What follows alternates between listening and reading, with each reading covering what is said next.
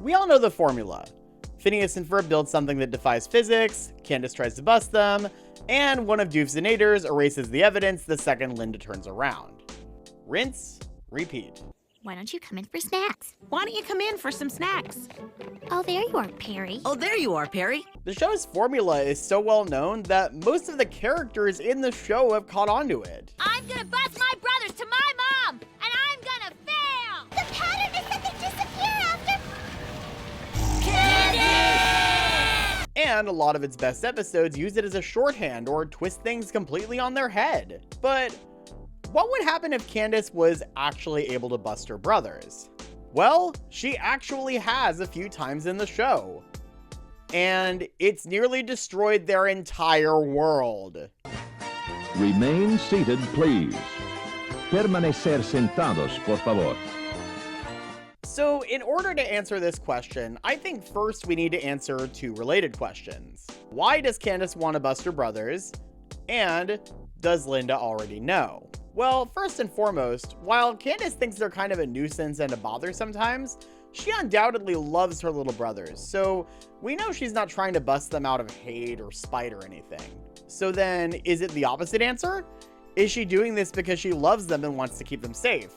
Well, she says as much in Across the Second Dimension to the mysterious force. Oh, great and powerful, mysterious force! I know you are just trying to protect my brothers, but I am simply trying to protect them too from their dangerous inventions. Show yourself so that I may reason with you! When asked about this in the past, Dan and Swampy have said that Candace mainly does it because she feels like she'd get in trouble if she did the same things. Hell, she actually has gotten in trouble for throwing a party that she never intended to throw, but that's a video for another day. This explanation finally made it into the show in the season 5 episode Elevator Irritator. Candace takes Phineas and Ferb to the mall and makes them promise that she won't see any shenanigans. I don't want to see any crazy inventing, wild adventures, or improbable shenanigans. I don't know if I'd ever call what we do shenanigans. But you're promising? Yes, we are. Hey, where's Perry? And then, due to Doof's antics, they wind up getting trapped in an elevator. And they actually kind of end up having a conversation. I'm not sure why it makes you upset, though. It's just that sometimes it seems like you get the most upset when we're doing something cool. You think I seem upset? Of course I'm upset! Well, you know you're always invited to join in, right? That's not the point. If I did half the things you do, What's going on? So there we have, if I did half the things you do, I'd get in trouble. And the show has backed this up with the idea that this busting obsession is actually a justice obsession. Meep says as much in what's easily the best moment in the otherwise widely panned Phineas and Ferb season 5 episode, Meet Me in St. Louis. And we see in Act Your Age that Candace goes on to become a lawyer, and it makes a lot of sense. But back to Elevator Irritator. You ask me why I get so upset with some of the things you do. I mean, it's just not fair. I'd get busted immediately. But also, some of the things you build seem really potentially dangerous, you know? Look, you're my little brothers, and I don't want anything to happen to you. So there it is. It's a mix of justice and genuinely caring for her little brothers. Not exactly an earth-shattering revelation, but it's still nice to have it actually stated on screen, even if the boys don't actually hear it. So what about Linda? Does she secretly know, and has she been stringing Candace along this whole time? Well, I certainly hope not, because that would make her a pretty awful character.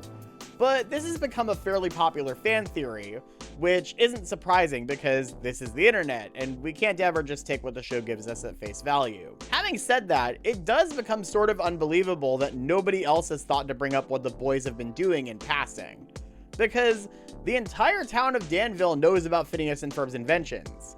How could Linda be so oblivious? Well, I suppose the apple doesn't fall too far from the tree. Phineas is pretty much clueless when it comes to reading other people's feelings if they're not spelled out for him, and we see this time and time again when it comes to Isabella's crush on him and how Candace feels towards their inventions.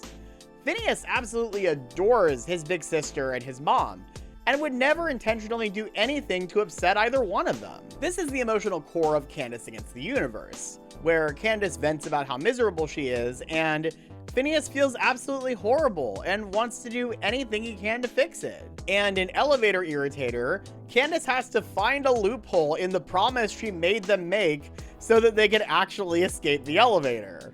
You two have to get us out of here. Yeah, but you made us promise not to do any crazy inventing, wild adventures, or improbable shenanigans, so... No, what I said was I don't want to see you do anything. So if I don't see it, it doesn't count. But back to the main question at hand. What would happen if Phineas and Ferb got busted? Well, the show didn't take very long to give us an answer, because the first episode that aired in 2009 is, of course, Phineas and Ferb Get Busted. A title that's nowhere near as good as At Last. Or alternatively, The End? Never mind, let's not use that one. I don't need to cry today. You've probably already seen this episode, but in case you haven't, it starts with Phineas and Ferb working on the flying car of the future today. I'm not gonna make a Cybertruck joke. Screw it. Hey, at least it's not a Cybertruck! Candace drags her mom into the backyard to see the car and the tower, and miraculously, she actually does see it. I see it. There it is. I see it. Right on cue. Wait, what? Come again? I see it. You mean you see my point? No, Candace, I see that. You do? How could I miss it? Linda reprimands Phineas and Ferb hard and praises Candace.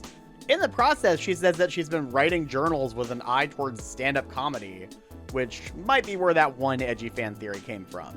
What do you think that comedy special will be called? Coming this fall, Busted, Not Canceled, only on Hulu. But speaking of conservative nonsense, after the tower falls like a Jenga game and destroys half of the house, Phineas and Ferb are shipped off to a military-like reform school.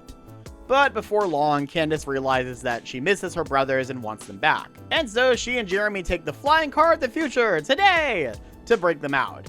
Linda's also had some time to think, and Linda and Lawrence realized that they were perhaps too hard on Phineas and Ferb. Never mind the fact that this invention really could have gotten someone killed, because apparently Phineas and Ferb designed their tower like Elon Musk designed Cybertrucks. Well, at least the self-parking works.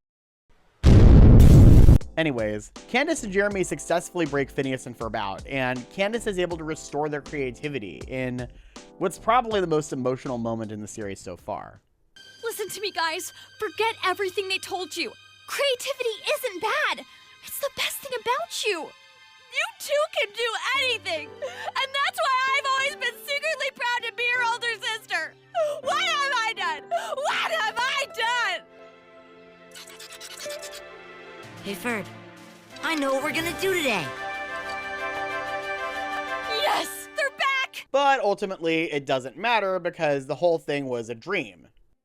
So none of that really happened. Inside of a dream. Hey, Perry, what's wrong, boy? You sounded like you were having a bad dream. So, drat. None of that was canon, right? Well, let's take a look at another episode. In She's the Mayor, Candace becomes mayor for a day, and because this is a cartoon, that title is completely literal. Not taken literally, however, was Candace's essay. Roger Duvenschmertz sees it as a metaphor and tells Candace that she has a real pioneer spirit.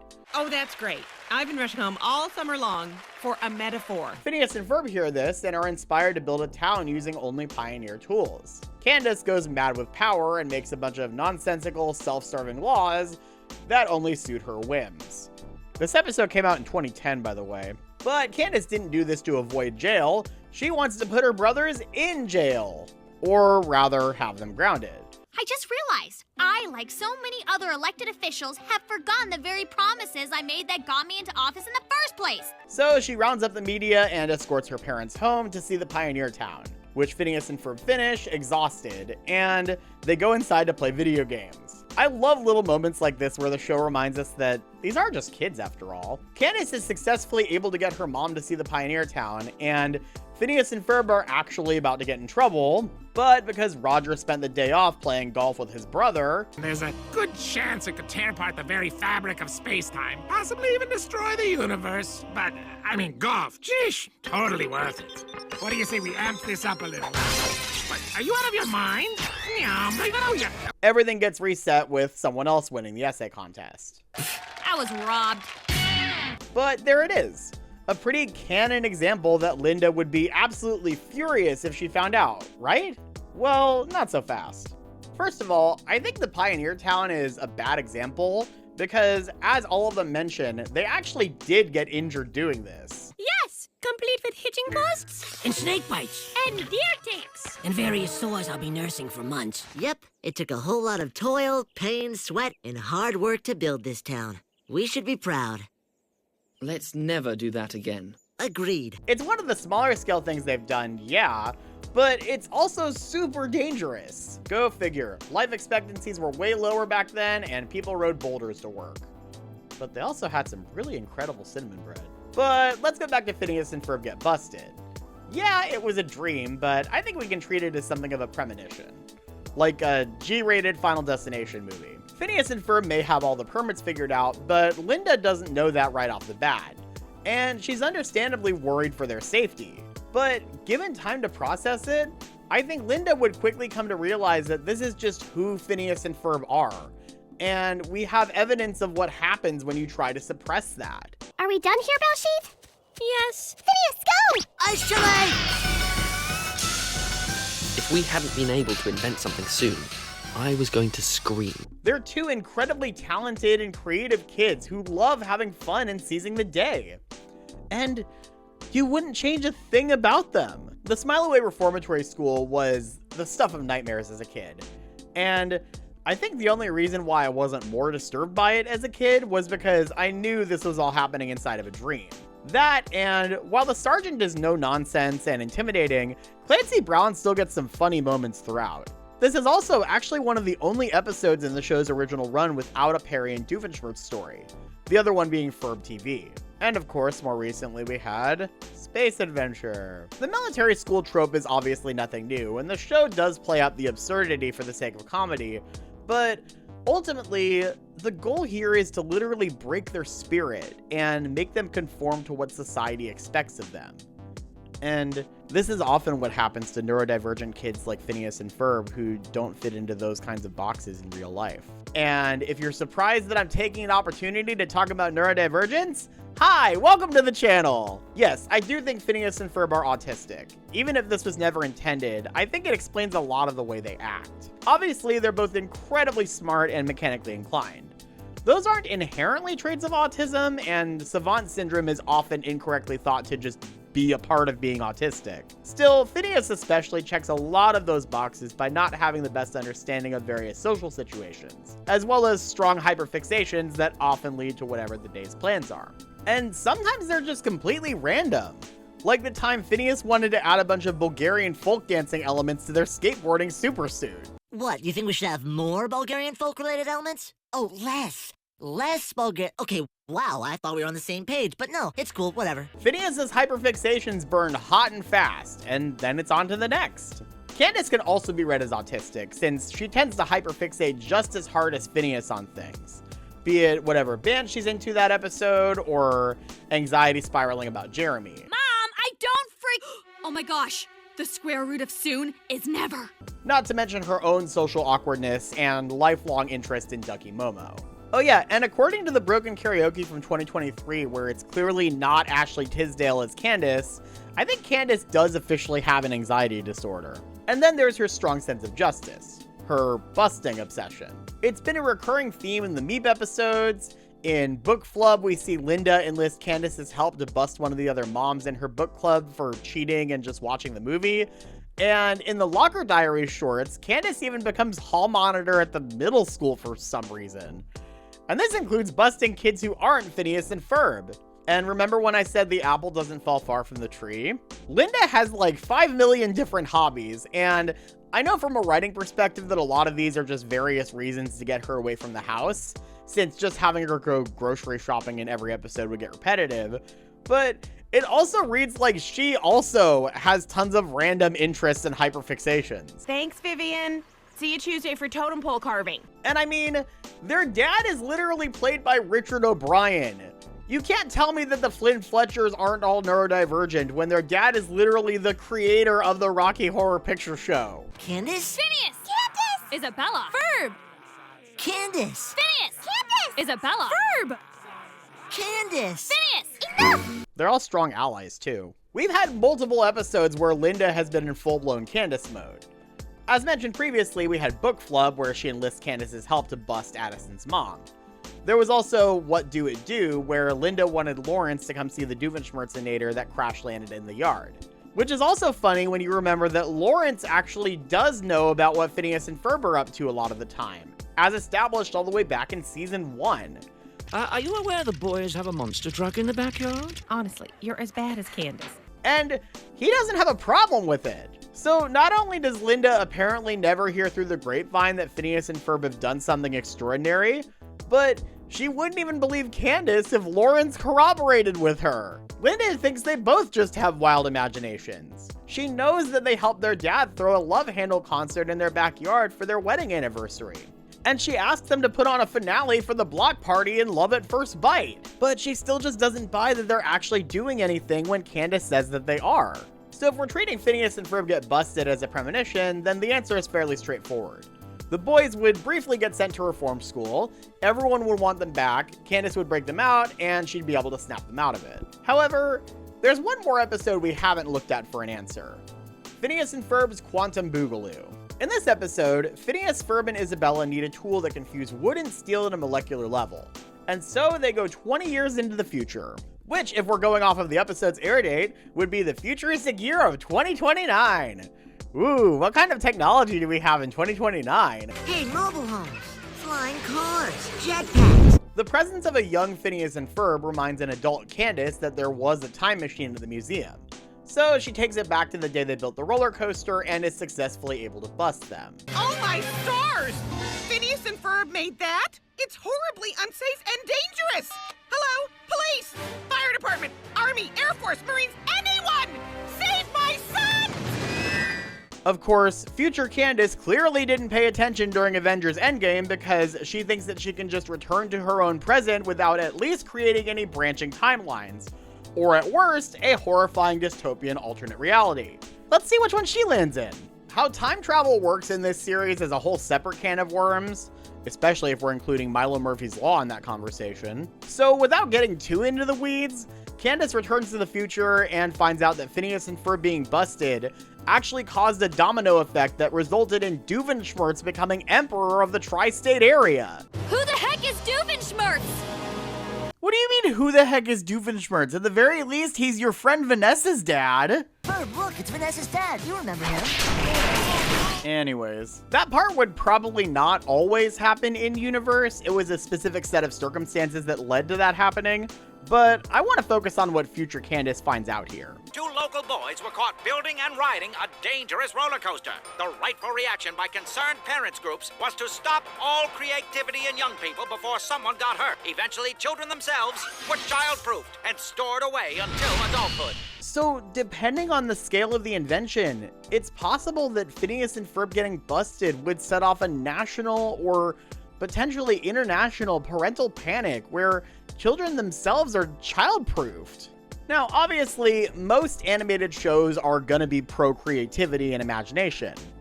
Unless your show's name is Chimptopia, I guess. But the crazy thing is that it honestly doesn't feel that far off from where we might end up if we're not careful. While Quantum Boogaloo plays up the parental panic for a Back to the Future 2 homage, it hits surprisingly close to home when you look at how we treat kids today. I don't think we're child-proofing children until adulthood, but as a lot more people are getting diagnosed with autism and ADHD and other forms of neurodivergence, and there's been more acceptance and information available, there's been a disturbing backlash to it. Back in my day, we didn't have autistic kids. Yeah, well, Donald Triplett was the first person to be formally diagnosed with autism, and he only passed away 3 years ago. Doesn't mean there weren't neurodivergent people before then. Not only that, but as I discussed when I talked about Toy Story 5, growing up in general is just so much harder now. I think there's a fine line between letting a bunch of rowdy teenagers run amok at theme parks or malls and just banning them from entering public spaces without a chaperone because they might cause problems. Kids need to be allowed to be kids. Tweens and teenagers especially exist in this space where we're forcing them to grow up way too fast for no reason, but then we're also not giving them the ability to have anywhere to go without adult supervision. And it's established that there's plenty of other kids in the world of Phineas and Ferb who are just as brilliant and creative as they are. So it's not even like they're unusually creative and inventive. This is definitely the worst case scenario. Ironically, the nightmare played out better if it wasn't for Perry randomly blowing his cover. Of course, Candace has to fix it by stopping herself from messing with the timeline. Everything resets and older Candace is able to go home. So what would actually happen if Phineas and Ferb got busted for real? Well, I think the true answer is that the show just can't let that happen. As Key and Carlisle pointed out, the concept of the mysterious force, as Candace called it, was treated as a ridiculous idea in Across the Second Dimension. But Season 5 seems to be running with the idea that the way the plot lines are linked isn't just a string of absurd coincidences, but literally fate or destiny or something. I never really know where these beams go, but I like to think it's a mysterious force for evil, doing something bad to someone, somewhere. Linda says at the beginning of Season 5 that she wants to spend more time with Phineas, Ferb, and Candace during the summer. And I was wondering what that would mean if she actually spent time with Phineas and Ferb themselves. So far, the show hasn't actually explored this. Throughout Book Flub, Linda comes so close to seeing Phineas and Ferb's invention multiple times. Oh, look at that giant balloon dancy guy thing. That is really something. It's gotta be 500 feet tall. I wonder Mom, pay attention. We also had Deconstructing Doof, where Doofenshmirtz and Candace see the same therapist. He puts things together, comes this close to breaking everything wide open, only for him to essentially be gaslit by the show itself. So I'd be interested to see them do something with the idea of Phineas and Ferb getting busted again, but I don't know how willing they are to fully break the formula completely, even if it's only temporary. And unlike Despicable Me, I do feel like the Phineas and Ferb writers do still have plenty of ideas left in them that don't require totally breaking the status quo or aging them up. I think if anything, they might revisit them getting busted in a future movie or special. Phineas and Ferb was largely inspired by the summers Dan Povenmire spent growing up in Mobile, Alabama, having fun being creative with his siblings. His mom would say, "Summer's short, you've got to make every moment count." Or as Phineas would say, "Carpe diem." So maybe someday we'll get a movie where Candace travels to our world and fights Dan and Swampy herself for all of the stress they've put her through. But for now, I think we need to do what we can to keep that magic of summer vacation alive. Until next time, I'm Chandler Darrocher. Phineas, Ferb, you are so busted. What? Wait. Did I hear you just bust Phineas and Ferb? I certainly did. What are all my good guest towels doing out here? And they're filthy. Towels? Oh, sorry, Mom. Towels? We'll clean them up. Yeah, you get right on that. And when you're done, we'll have beignets. So let me get this straight. After everything they've done this summer, you decide to yell at them for a few dirty towels? Isn't that enough? Way to make a mockery of my lifetime goal, Mom. Towels.